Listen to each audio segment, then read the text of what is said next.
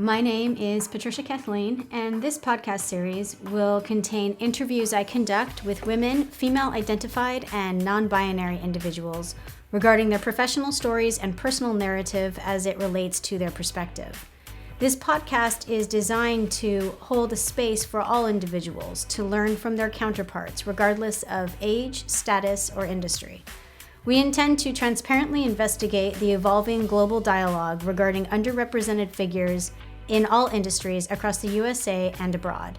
By hosting these stories and conversations, we aim to contribute to the changing platform and representation of these individuals for the future.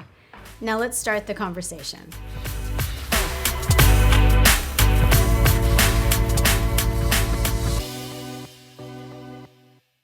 Hi, everyone. Welcome back. I'm your host, Patricia, and today I am elated to be sitting down with Shahira Marei. She is the founder of The Dirty Cookie. You can find it online, www.dirtycookie.com. Welcome, Shahira. Hi, Patricia. How are you doing? Good. I'm excited to kind of unpack what you're doing. We talked off the record prior to this, but your website video, I was researching prior to speaking with you, and my entire household lit up over. So we will get into all the goods that you're providing there, and particularly the cookie shot. Prior to doing that, though, for everyone listening, I will read a bio on Shahira. But before that, a quick roadmap of today's podcast for any new listeners. It will follow the same trajectory as all of them in this series. We will first look at unpacking Shahira's academic and professional background that brought her to launching Dirty Cookie. Then we'll look at unpacking the Dirty Cookie. We'll get into the logistics for all of you entrepreneurs and founders out there, the who, what, when, where, why, funding, growth, all of those early stage things. And then we'll kind of turn our efforts towards the ethos and the philosophy behind it and some of Shahira's motivations there. We'll also look at some of the current and contemporary issues about COVID-19 and how that has impacted everyone's businesses. And then we'll look at goals and plans that Shahira has for the future for both herself and her business and how those intertwine sometimes and segregate in others. We'll wrap everything up with advice that she has for those of you who are looking to get involved, purchase some of her gorgeous products, or emulate some of her success. So as promised, a quick bio before I start peppering her with questions on Shahira. Shahira is the furthest person from your typical Betty Crocker. In fact, in her past life, she was an aerospace project manager. The Dirty Cookie was born from the desire to turn something small into something meaningful. It was born from her personal aspiration to change lives. When Shahira was 10 years old on a vacation in Egypt, she witnessed the devastation of hunger and homelessness firsthand. She was shocked that children her age were living on the streets, that they were deprived of basic food and shelter. She begged her father to give them money, and he conceded, but not before engraving the single most important statement she would hear to date. If you really want to help them, give them jobs, not money. It was a monumental enough for her to decide to build a company, one that she vowed would be centered around the people that she employs. Today, you'll see that aside from the unique and delectable cookies, her business is about personality, from the customization options on their shots to creative freedom that she gives her employees. She has worked to drive home the idea that anything is possible. She's always open to trying new things, and she employs her customers and team to challenge her as they work together towards a common goal. The Dirty Cookie is more than a dessert heaven. It's a home for those who are searching for themselves and what they love. Again, you can locate it at dirtycookie.com. So Shahira, before we get into unpacking it, which I'm super excited to do, I'm hoping you can draw, for everyone listening, your background of academic and professional life prior to launching the Dirty Cookie. Yeah, so I went to Cal State Fullerton here in California for my undergrad. I majored in business marketing, and then I got my MBA in management while I was working full-time at Boeing. I was an aerospace project manager, like I mentioned, for about 6 years at the Boeing company. And yeah, that's my academic. Nice. So what is the connection? Draw me the annexation. How did it go from aerospace engineer at Boeing to launching a cookie company when you're not Betty Crocker?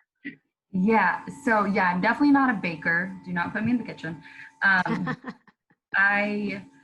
Like I said, since I was really young, that was engraved in my mind that I was going to be an entrepreneur. You know, my father told me, like, if you really want to help people, you're going to have to give them jobs. And the way to do that is going to be an employer, not an employee. So I had that really early on because he was an entrepreneur. He was a retired entrepreneur. So with that being engraved in my mind, when I had my daughter at 23, no, 26, sorry. I started Boeing at 23. Had my daughter at 26. I went into this like panic mode. I was like, okay, I have this awesome corporate job. I have a kid now, but like, where is my business? Like, how am I going to help people and give people jobs? So that's when I went into this on maternity leave, those 5 months of maternity leave, just trying to figure out how I'm going to start a business. That's all I did for 5 months. And I manifested it. And I was like, it's coming this year. It's happening. So within being back at Boeing, within like 3 weeks, I had met someone who introduced me to a landlord of my future storefront, and I signed a 5-year lease to the store. Wow, Literally, big jump. yeah, I had no idea what I was gonna do, but I used my experience at Boeing and my friends there to help me design a mold to make it into this cookie shot shape. So we got a patent on the mold. And I picked cookies because I wanted something unique and different. And I have the biggest sweet tooth in the world. Like, I just love dessert. I eat dessert first before ordering my meal. That's just who I am. Mm-hmm. So I knew it was going to be in the dessert field. So yeah, I signed my 5-year lease and then just kind of worked backwards from there, figuring out what I'm going to put in there. And it's not your normal story with like a whole business plan and here's what we're going to go do. And No, it sounds like you didn't lack bravery at all, because there is like a lot of empty space in between these sentences, and that's cool. You know, that's kind of what you need. They say in the beginning, you have to be like brave enough to, or short-sighted enough to take the leap, and then have enough energy to fulfill it once you're terrified. So as an entrepreneur, I'm wondering, you love cookies. That's what started you off there. You have, so if you, for everyone listening, like getting into unpacking the dirty cookie, because she already kind of dropped that little crumb, pun intended, if you will, about the mold. She has, so Shahira has this cookie shot, and it's essentially like, it looks like I want to say like a shot glass, a very tiny tumbler that's based out of a cookie, and it looks like it's lined with chocolate. And then the video, as you, if anyone who sees when you hit her website, is milk being poured inside of it, which is simply, you know, ingenious. I think it's a very clever take. Cookies have had a revitalization, right? I'm old, I'm 43. Back in the day, there was Mrs. Fields in the mall, and that was kind of it, you know. And then they went silent for a while, and then there was this rebirth along with cupcakes, their sister. And I feel like people just kind of started making them again. They didn't start re-engineering them. And that is what you've done. And it's clever and it's whimsical and it's cool and it's fun. And that's what dessert usually is. I'm wondering, what was the impetus behind it? Like, how did you come up with the cookie shot? Well, I actually was inspired. Like, I signed this 5-year lease and I'm looking at my future storefront and I'm like on Pinterest scrolling through. I was like, okay, I have to find something in the dessert world to put in here. And I saw this lady molding cookie dough on bowls, you know, like she was trying to make a cereal bowl out of cookie dough. And I'm like, oh my God, I'm like the biggest like milk and cookie dipper in the world. I could put the milk and cookies together as one. And that's when I called my engineer at Boeing. I'm like, hey, can you help me make this mold? I want to do a cookie cup basically and fill it with milk. And he's like, sure, no problem. We went to his house and, you know, designed it, 3D printed it. And then my best friend from high school, hadn't talked to in like 10 years. She was one of the best bakers in the country. Like she went to like top culinary school and pastry chef, you name it. So I went to her with the mold and I'm like, hey, can you like develop these recipes for me? Because this is what I really want to do. And I signed this 5-year lease. So yeah, she started coming up with the recipes. She was on board for a while. And then she got really busy with her own work and just handed me over all our recipes and trained a whole team of bakers. And then I started learning how to bake. So within 2 years, I became a baking expert, actually. Ah, you were broken. You have become Betty Crocker. Fantastic. Yeah. So can you unpack, let's get into the logistics for all of our nerdy entrepreneurs out there and founders alike. First of all, let's talk about when it was founded. Did you have co-founders? Did you take any funding? And is it brick and mortar or is it solely online? Yes. So it was founded in 2015. July 31st, 2015 is when I opened the storefront. And I actually started it with my best friend from Boeing. And she ended up leaving after a year because the entrepreneurship life was very challenging.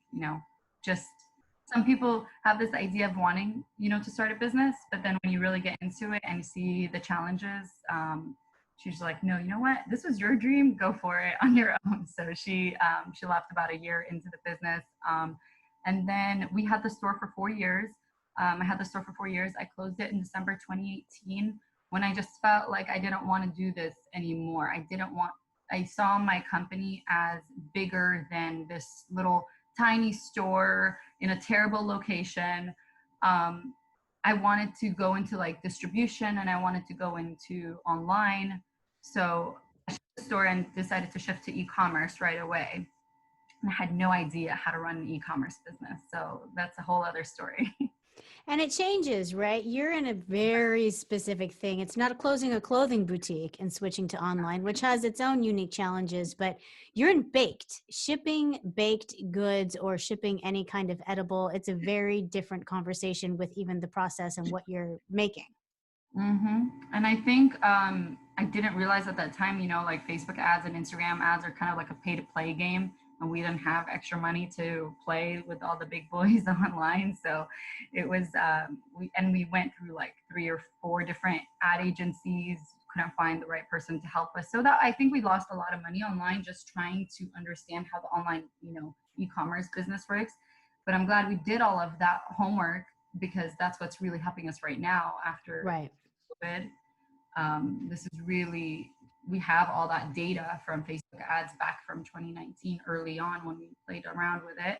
And now I found the right person to help us really grow that and use it to our benefit. So yeah, it's auspicious. It's crazy, the timing, given that, it seems like you were kind of this flagship, perhaps for different reasons, but switching to e-commerce and having that be your sole moment. I'm curious, when you went, did you take a break at all from closing your brick and mortar in 2018? Was there any kind of a break, or did you go straight over to your e-commerce? Straight over into e-commerce, and then we still had catering. Like a huge part of our business was catering. We did weddings, mitzvahs, corporate events, worked with like clients like Facebook and Netflix. So we had a ton of catering. I just wanted to grow and have an online presence, like a big one. So, yeah. Did you take any original funding when you founded the brick and mortar?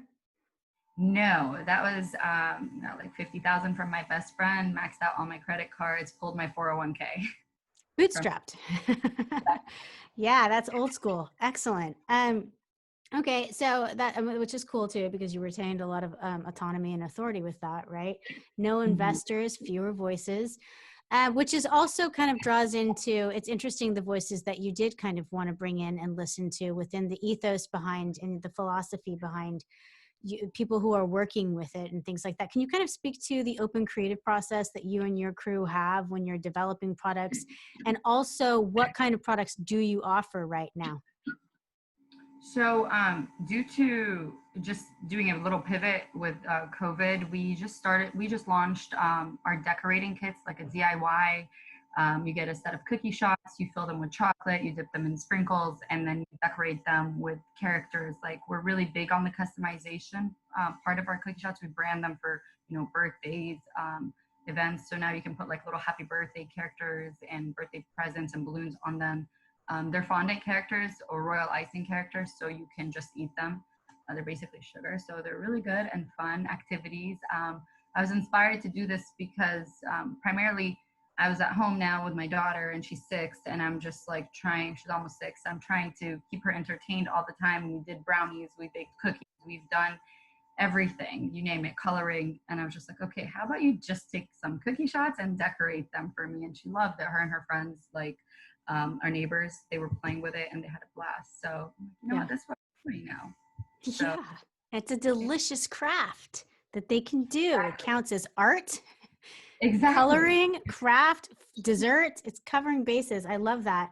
Have you had people reach out? I feel like you're inches away from some kind of a collaboration or someone saying like, here's what I want you to mold next. I think that you've like hit the tip of an iceberg here. Have you had anyone reach out and try to collaborate? Are you interested in those kind of forward or future motions? Or are you going to like hold tight to where you're at? No, I love collaborations. I love collaborating with other companies. I did one previously. I did a bunch previously. I think the future is partnerships and collaborations Mm-hmm. with brands. I love supporting women-owned companies. So I do look to my female entrepreneurs and say, hey, how can we, collaborate and support each other? So I tend to do that. I have a giveaway with a donut company this Friday, have another one next week with just giving out our products, and then also trying to infuse two brands together, whether if it's a flavor or a unique idea. So Nice. I love that.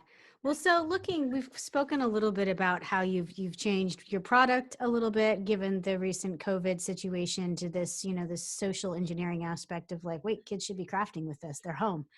To also, have there been other things, other ways that I'm curious with people who had products, there was an onus, if you will, of a responsibility to communicate in some degree as to how COVID was affecting you or how you wanted to communicate to your audience and your customers that it was affecting them. How did you personally deal with that? Was there anything that you communicated with your clients or customers as it hit? And moving forward, has it changed anything about outside of this new endeavor with the decorating kits? Has it changed anything else? yeah, excellent question. So when I first got the news of social distancing, I think that was I had all my clients cancel all our events. We had like 30 events scheduled out for the next few months. So it felt like overnight, all my events were canceled that were in the calendar. And then we had just been working so hard into getting into all these really big hotels like Four Seasons and Marriott and Cosmopolitan Vegas. And we just, we were starting to really pick up with hospitality. The food and beverage directors were going crazy with our products, like trying to incorporate it into their events and their weddings and their parties and stuff at these major hotels.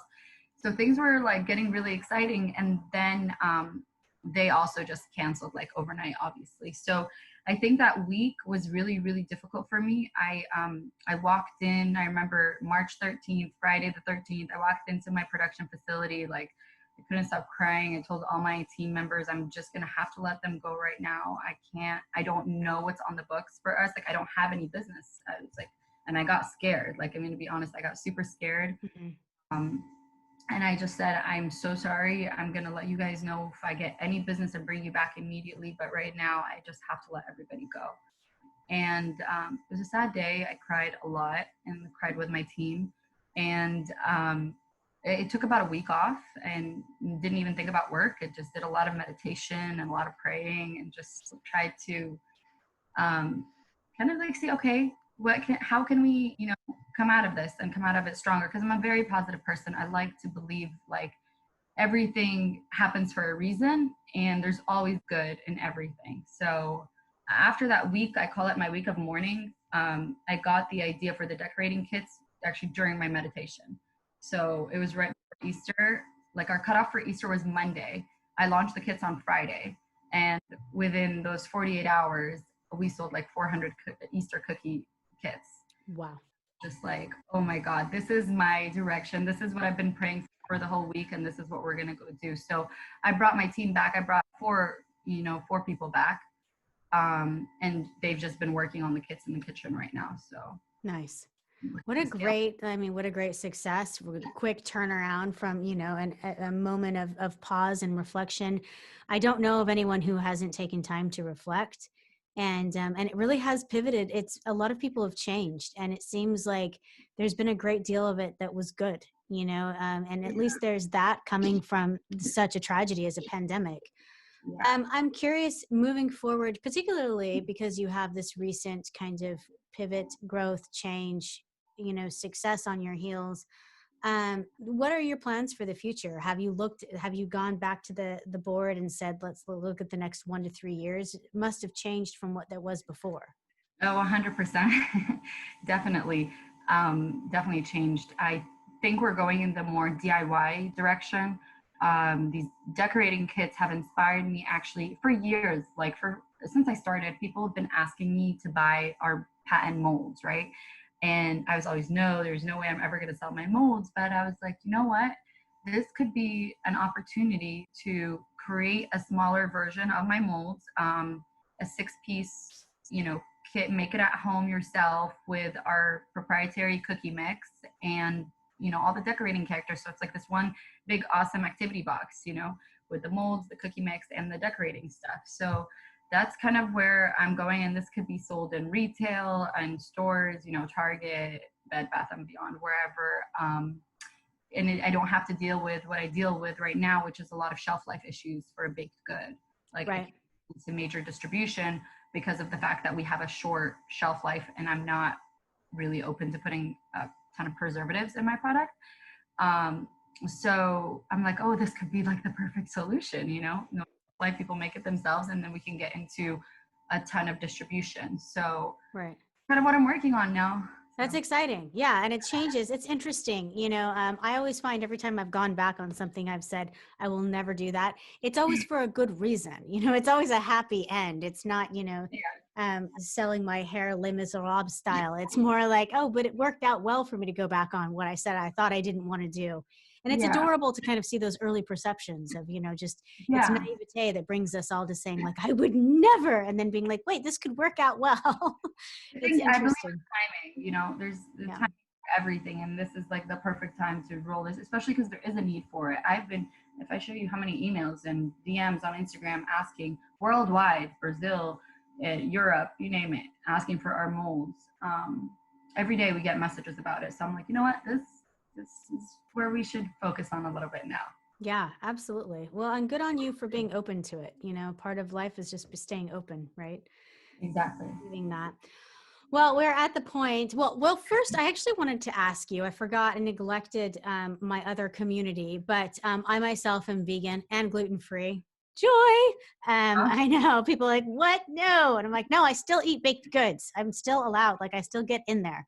And you offer some vegan, or you used to, some vegan and gluten-free. Will you stay along with that characteristic? And did you see an increase in that market over the past year? Definitely. We have double chocolate vegan gluten-free right now on our site. We just, we had a ton more vegan gluten-free products, but just because with the limited staff right now, we've decided to just keep one item that's vegan gluten-free and focus just trying to streamline the process a little bit more. But my sister's vegan, and she told me when I first started, she's like, you are not launching a store without a vegan product. So, and my other sister's free, and I needed to satisfy both of them with one cookie. So that's kind of how that vegan gluten-free cookie shop was born. Wonderful. Well done. Two sisters in right mind. That's awesome. I love that they made it about them. That's fantastic. I know, right? And you listened. It says the three of you are well suited.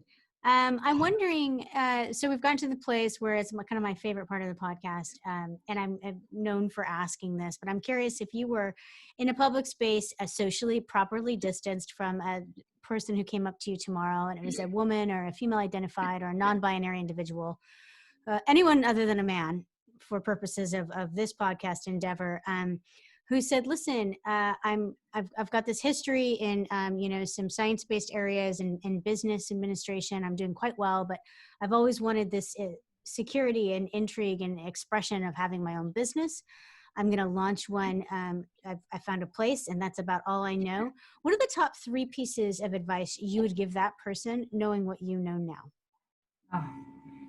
Number one, I wish I would have talked to someone in the industry before launching my store. I didn't think I knew it all, but I didn't know that there were people willing to help. I think that was a big oversight on my part. So I go talk to people who are doing it first and get their lessons learned and get their feedback, because when I learned that later on, oh man, it's just helped me so much not make further mistakes or limit them, by open to receiving from the experts. Like having a mentor is huge. I have like 4 different mentors in 4 different areas where I utilize all of them. So getting a mentor is really I think, align with that. The second thing would be like, don't rush into it. I was very I didn't want to take my time, you know. I like totally rushed into everything. I didn't think twice because I was so eager. I was the type, like, I would just jump. And because of this burning desire I've had for like 15 years of just wanting, I mean, I'm glad it happened because I'm the type that, you know, I needed to get my feet wet to learn, but it cost me a lot of money, a lot of mistakes. So if you can hold on to that desire a little bit and just get the right help along the way, that would be really great.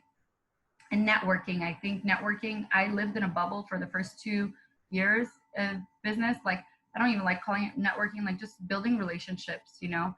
I was so focused on making the business like successful that I didn't get out to talk to anybody doing anything, right?